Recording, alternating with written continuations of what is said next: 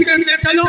उस समय बाबा भीष्म मलमल के कपड़े का मकान बनवाए थे, मलमल का गेट था, मलमल के पर्दा था। दुर्योधन वहां तक पहुंचा है 14 भाई लाश को लेकर, तो झांक करके देखा, पर्दा हटा करके तो बाबा माला फेर रहे थे। बाबा भीष्म काले चलो अंदर ले गया, का 14 भाई लाश को रख दिया। उस समय आँख खुली जब बाबा, आँख खुली जब बाबा, खुली जब बाबा, आँख खुली जब बाबा, आँख खुली जब बाबा, आँख खुली जब बाबा, आँख खुली जब बाबा, आँख खुली जब बाबा, आँख खुली जब बाबा, आखिरी जब बाबा की क्या देखा, 14 लाश। कहते दुर्योधन मेरे शिविर में लाश को ले आए हो, क्या बात है? कहा बाबा आप तो न्यायाधीश हैं, आप दोनों पक्ष के नेता हैं, लेकिन आप मेरे साथ हैं, तो बाबा किसके निकट में जाऊं? जिसके साथ में बाबा ब्रह्मचारी भीष्म हो, उसका 14 भाई का लाश एक बार गिर जाए तो इससे बढ़कर के दुर्भाग्य क्या हो सकता है? बाबा इतना कहकर दुर्योधन शरण में गिर गया और कहा बाबा आपके नजरों के आगे हो गया ये सब, आपके नजरों के आगे हो गया, जागने पर भागने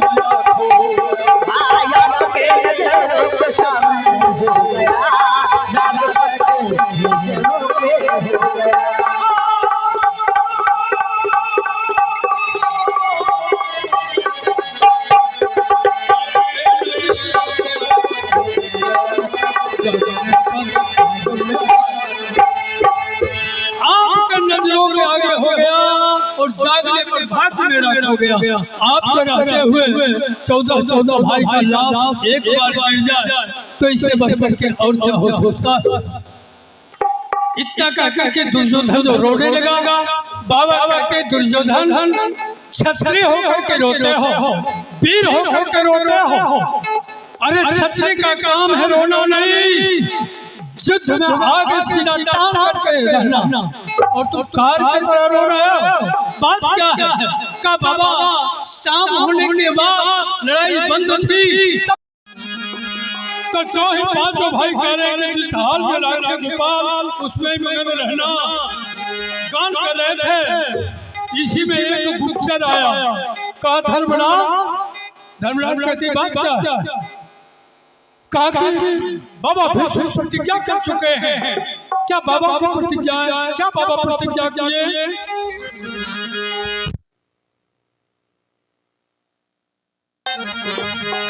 अभी तो गुप्तचर ने कहा कि महाराज बाबा भीष्म प्रतिज्ञा कर चुके हैं, क्या प्रतिज्ञा किए हैं? गुप्तचर ने कहा धर्मराज के सामने कि बाबा यही प्रतिज्ञा किए हैं, एक पांडव कल को मारा जाएगा, एक पांडव कल को मारा जाएगा, आज बदला एक पांडव कल को मारा जाएगा, आज बदला उतारा जाएगा। एक पांडव कल को मारा जाएगा,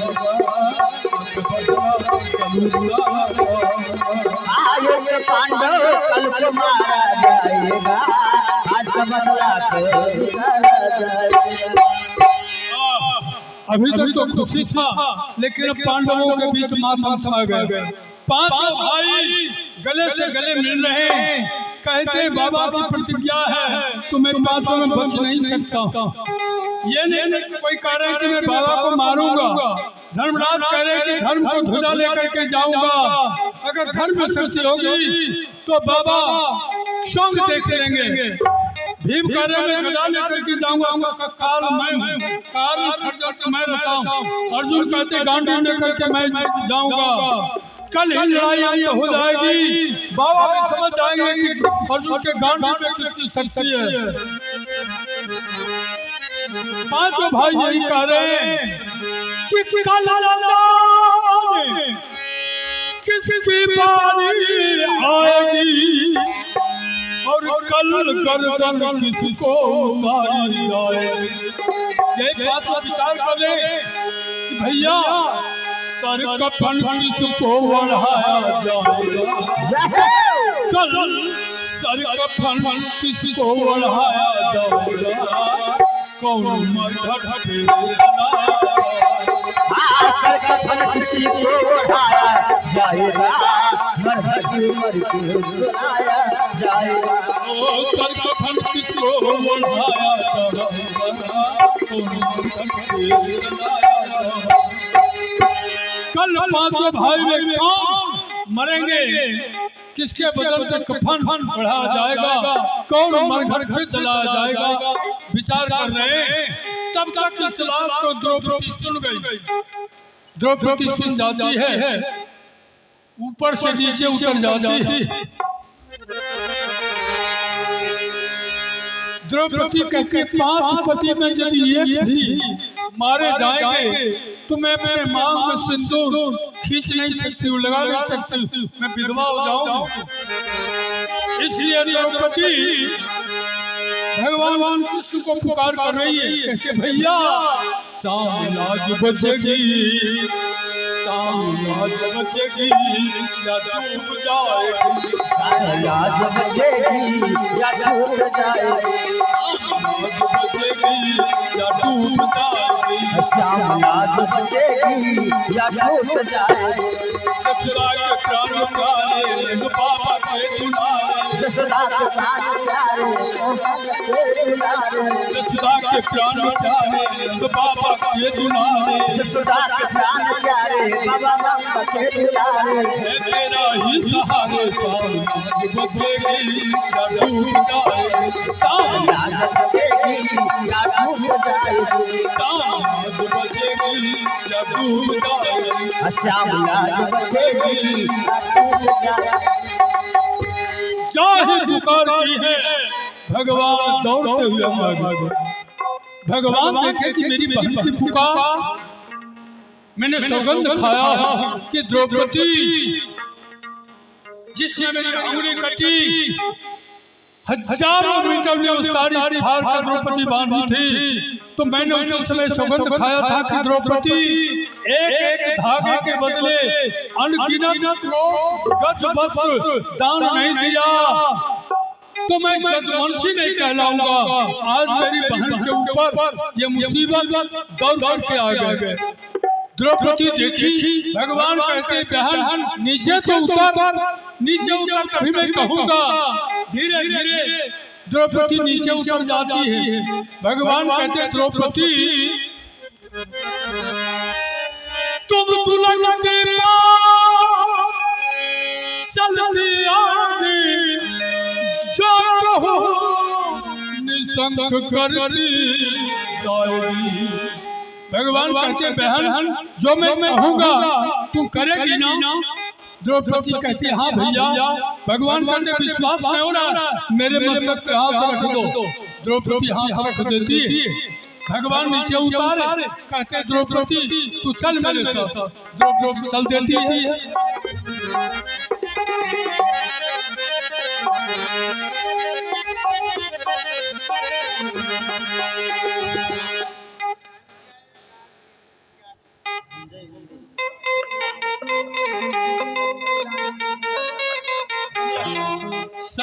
संजय गांधी, अच्छा गुमरा निवासी हैं, मैं जानता हूँ, हमारे मित्र हैं, बाबा के शिष्य हैं।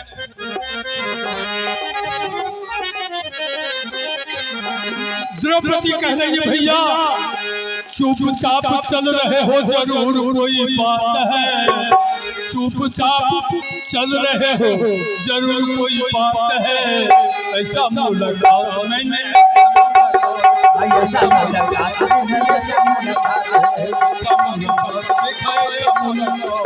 ऐसा लगा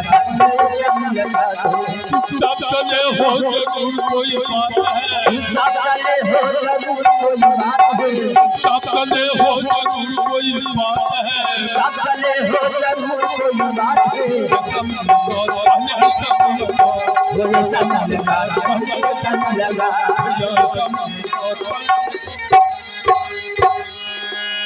द्रौपदी कहते भैया आप चुपचाप लेकर के चल रहे हैं, जरूर कोई बात है। आइए फिर बाबा की तरफ से मिला तो 4500 रुपया बाबा दे चुके, 4500 रुपया बाबा दे चुके। तो सुनेंगे द्रौपदी कहते चुपचाप चल रहे हैं भैया, जरूर कोई बात है, लेकिन भगवान खोल तो नहीं रहे। जब ले गए तो द्रौपदी उस समय जूती पहन करके चल रही थी और भगवान पीताम्बर को लेकर के चल रहे थे। तो भगवान द्रौपदी को खड़े कर देते और दासी के रूप में चले आए और दुर्योधन के रंग महल में प्रवेश कर जाते। दासी समझ करके गुप्तचर ने छोड़ दिया, द्वारपाल हट गया। दासी की साड़ी और महारानी दुर्योधन की पत्नी की साड़ी लेकर के निकल गए।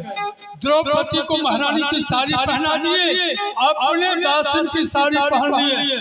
सैकड़ों गिरह लेकर के भगवान आगे आगे चल रहे, पाछे पाछे द्रौपदी चल रही है। जब 2-4 रस्सी आगे भगवान निकले तो द्रौपदी कहते बहन कहाँ जा रही हो? भगवान घूंघट को उठा देते, कहते द्रौपदी बहन नहीं भाई हो, भाई तेरा। द्रौपदी कहते भैया आप साड़ी पहन करके चल रहे हैं। भगवान कहते द्रौपदी अगर बहन की लाज बचाने के लिए भैया को साड़ी भी पहनना पड़े तो कोई हर्ज नहीं है। तू चल आगे जब भाग करके देखे तो देखे द्रौपदी जूती पहन करके चल रही है। अगर कहीं खुलवा दो गुप्तचर आएगा, पहचान जाएगा, द्रौपदी भी पकड़ा जाएगी और मैं भी पकड़ा जाऊंगा। जिसमें अनंता कोट ब्रह्मांड रमता है उस पीताम्बर में भगवान द्रौपदी की जूती को बांध और बांध करके गले में टांग लेते चल दिए। जब चले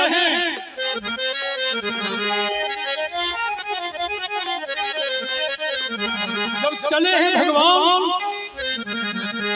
तो द्रौपदी को लेकर के चले।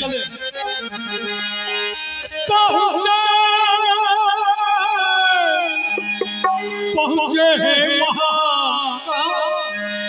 जहाँ बाबा भीष्म की लगी समाधि, जहाँ बाबा भीष्म की लगी समाधि थी।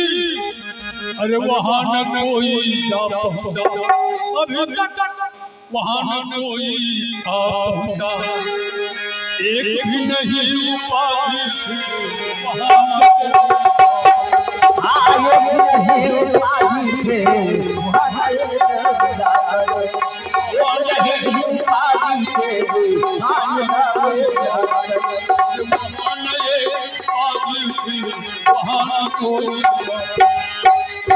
अभी तक बाबा के निकट कोई नहीं गया है। भगवान जब पर्दा को हटाते हैं तो द्रौपदी से कहते हैं द्रौपदी काम बनने वाला। द्रौपदी कहते भैया क्या काम बनने वाला है? भगवान कहते द्रौपदी बाबा भीष्म को लगी समाधि है, बाबा भीष्म समाधि बैठे हुए माला फेर रहे हैं। जा द्रौपदी बाबा के चरण में जाकर के गिर जाना। द्रौपदी पूछती है कौन बाबा है?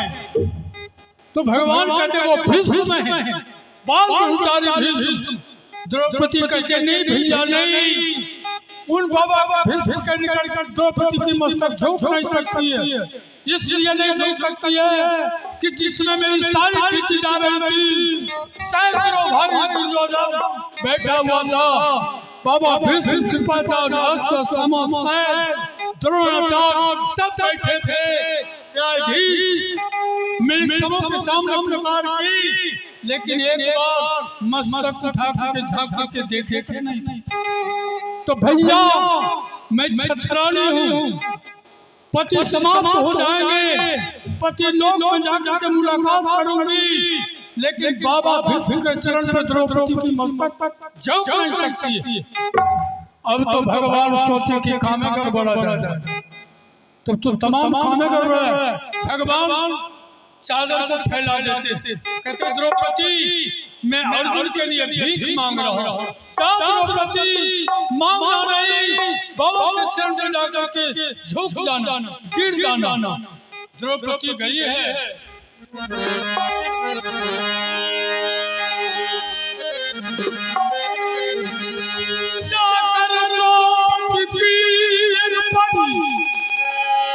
चरणों पे जाकर गिर गई और कहती है देखे यहाँ कौन खड़ी। द्रौपदी कहती है बाबा आँख खोल करके देखें यहाँ कौन खड़ी। जो ही द्रौपदी बोली है हाथों से माला छूट गई, हाथों से माला छूट गई, माला छूट गई, हाथों से माला छूट गई, चरणों पर पीर का महको, चरणों पर पीर का महको, हाथों से माला छूट गई, चरणों पे पीर पीताम्बर को बाबा देखे तो बाबा देखते ही कहते कौन, ऐसा लगता है कि मेरी बहन द्रौपदी पुकार कर रही ना, वो द्रौपदी यहाँ कैसे सकती है, यहाँ द्रौपदी यहाँ कैसे सकती है। तब तक द्रौपदी फिर दोहरा देती है बाबा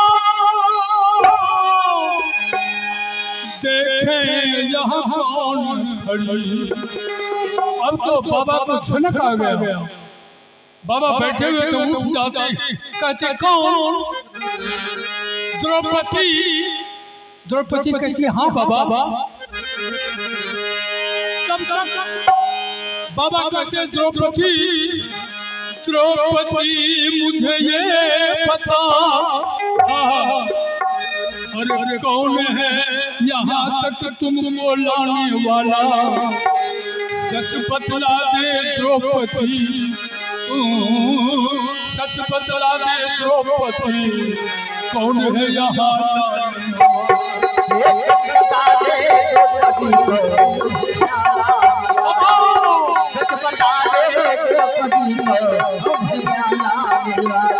भगवान।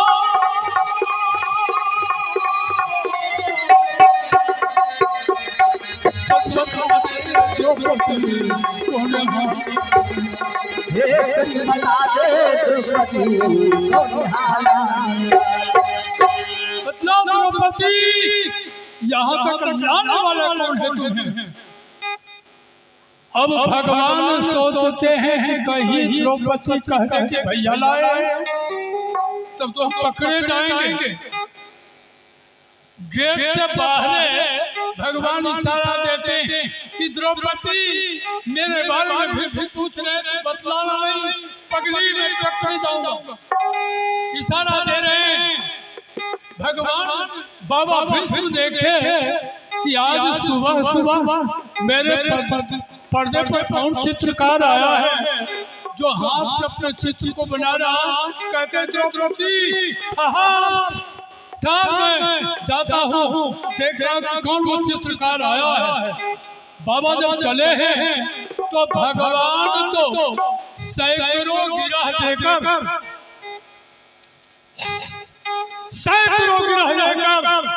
भगवान साड़ी को पहने हुए थे। बाबा भीष्म आ रहे हैं और भगवान साड़ी को खोलना स्टार्ट कर दिए। भगवान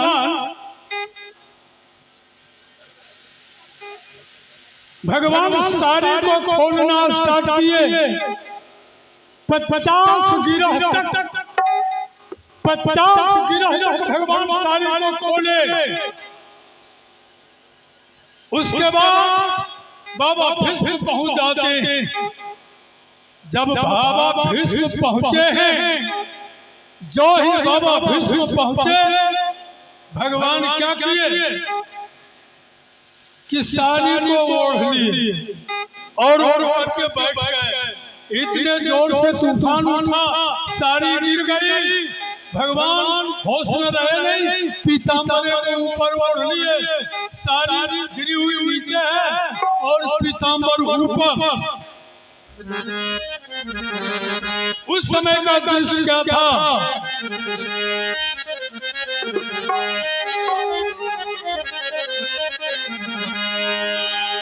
उस समय अरे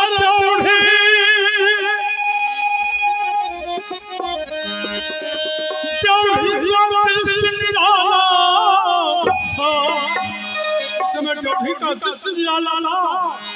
अरे दासिन की साड़ी को पहने, दासिन की साड़ी को ओढ़े, मनमोहक बांसुरी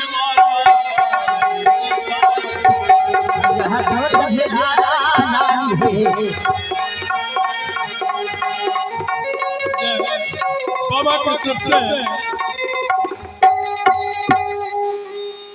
उस समय द्रौड़ी का दृश्य निराला था, दासिन की साड़ी को ओढ़े, मनमोहन बांसुरी वाला। भगवान खींच रहे हैं, लेकिन